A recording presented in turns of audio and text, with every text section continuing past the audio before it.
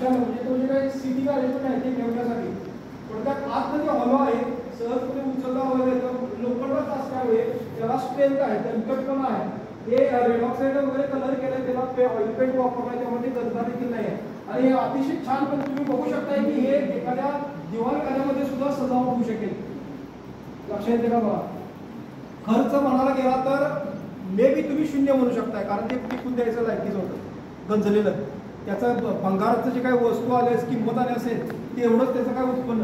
पण त्याला जो काही कलर केलेला आहे किंवा किरकोळ जे काही खर्च आहे तेवढा, अदरवाईज त्याला काय जास्त असा खर्च नाही. जे आपण आपल्या दिवाणखान्यामध्ये पण ठेवू शकता किंवा ऑफिसमध्ये ठेवू शकता. हे आता सिव्हिल डिपार्टमेंटच्या एचओडीच्या केबिनमधला हा फोटो आहे.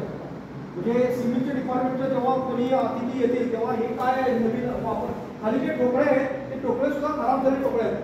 त्याच्या खाली जे सपोर्टर ठेवले बा खराब झालेले ठोकळे ठेवले आहेत. असं एक युनिक आयडिया वेगळे पद्धती करतात. आपण जे काही गेले 4 दिवस आयपी उत्सव किंवा इनोव्हेटिव्ह आयडिया बघा हे आतच निघतं.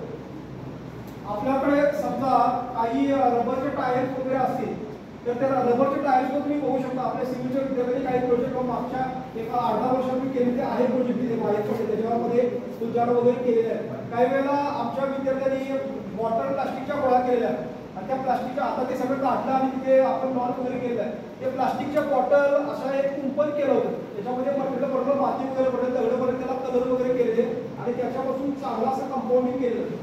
रबरचे टायर वगैरे जे आहेत रबरचे टायर तुम्ही उभ्या त्याला धागे वगैरे लावू शकता, पुढ्या बांधू शकता आणि ते सिटिंग अरेंजमेंट करता येईल.